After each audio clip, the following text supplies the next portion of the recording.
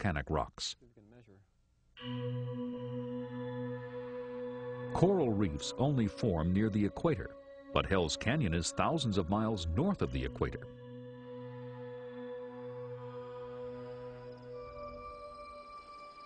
Geologists were now certain that the rocks of Hell's Canyon were formed in a far-off, exotic location.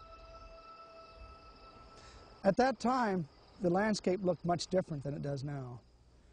In fact, we think that there were probably chains of islands out in the North ancient Pacific. We don't even know exactly where they were, but so different than what we see today in Hell's Canyon. And you can probably think about a string of islands, maybe 20 or 30 of them, out in the ocean maybe for several hundred miles, some of which had volcanoes on them.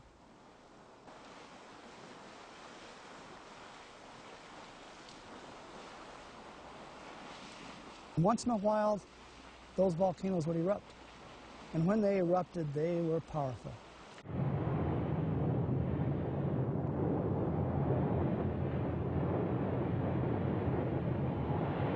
They threw things into the air probably 8, 10, 20 miles. Probably blotted out the sun for a while. They were so explosive. But the debris that we see from those volcanoes are mostly what I've been mapping in Hell's Canyon. For the ancient Hell's Canyon islands to move from the tropics all the way to their present location in Idaho, there must have been profound movements of the Earth's crustal plates. About 130 million years ago, the west coast of North America was located in western Idaho. The volcanic islands of Hell's Canyon were a group of islands offshore of the mainland. A subduction zone existed along the coast. As the ocean plate subducted below the continent, the ancient islands, which were attached to the moving plate, moved closer and closer to the coast.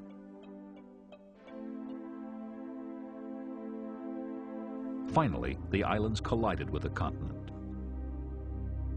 When the islands joined the continent, it took a long time. It may have taken 100 million years for the process to occur. It's slow.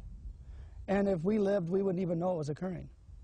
And even during the time of the dinosaurs, probably about as long as the dinosaurs lived, is how long it took for these islands to join to North America. Subduction has been active ever since, bringing in more islands and parts of the seafloor. The west coast of North America grew larger bit by bit. These new pieces of continental crust are called exotic terrains.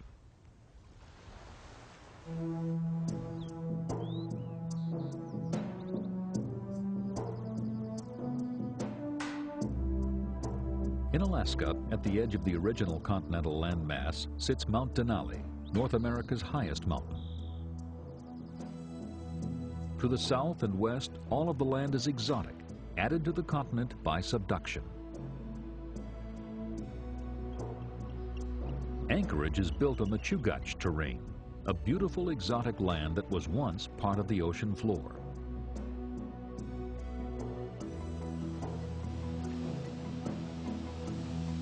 Farther south along the Canadian coast, a huge island will become a new exotic terrain of North America. Subduction is pushing Vancouver Island closer and closer to the mainland, and eventually they will collide. Vancouver Island might be renamed the Vancouver Peninsula.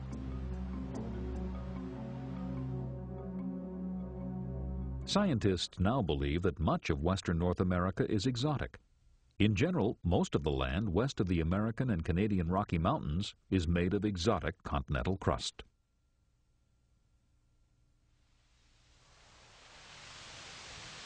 The Rockies themselves were created when subduction first began millions of years ago. At that time, the continent ended here, and it had a relatively flat coastline. But when the oceanic plate began to dive below the continent, coastal lands were shoved upward to create this majestic range of mountains.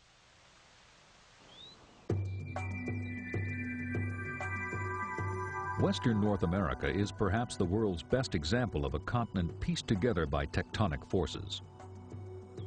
Subduction, rifting, and underplating have all played a part in this drama of continental growth.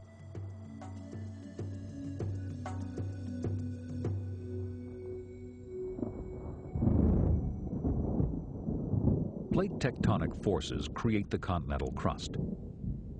But where the crust shows itself at the surface, a different set of forces are active, sculpting, carving, and even destroying this tectonic handiwork.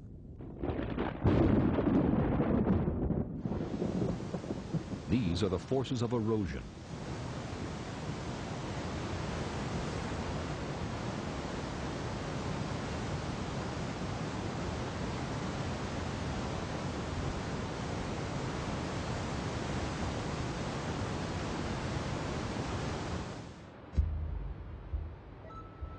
The boldest erosional artist is water. It works on the crust in the form of waterfalls, rivers, and rain.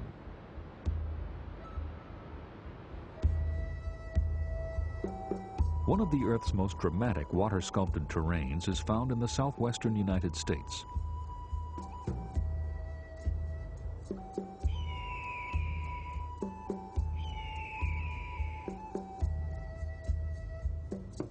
This is Bryce Canyon in southern Utah.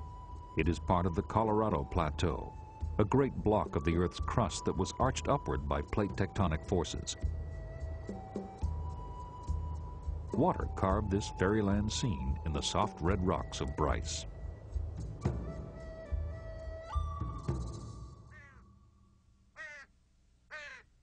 In some areas of the Colorado Plateau, running water cuts steep canyons through solid sandstone.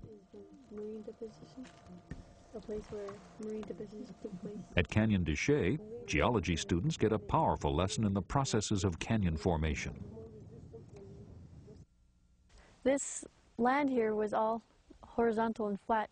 There were streams running through it, and there was this Colorado uplift of the Colorado Plateau. And when this uplift was happening, the streams were still running through, creating this Canyon de Chelly. So the canyons are still here today. And this took quite a long time, millions of years.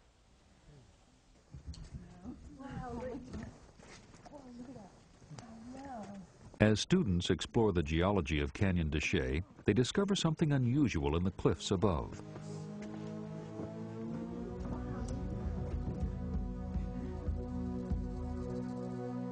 Centuries ago, Native American people built their dwellings in the nooks of sandstone cliffs. Arched caves are carved out by the combined forces of surface water and groundwater.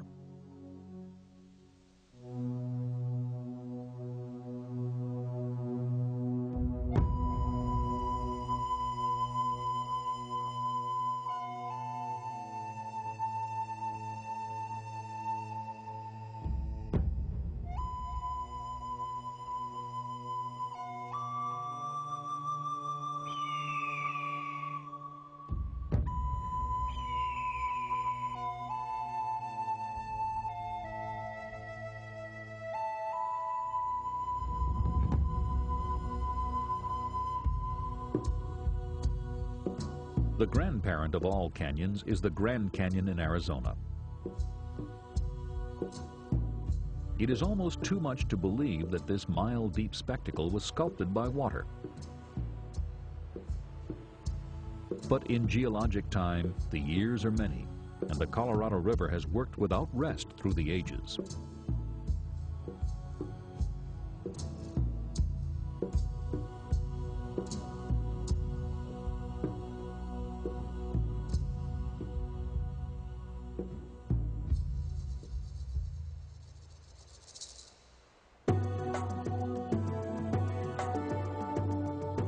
When water freezes to ice, another powerful erosive force is created.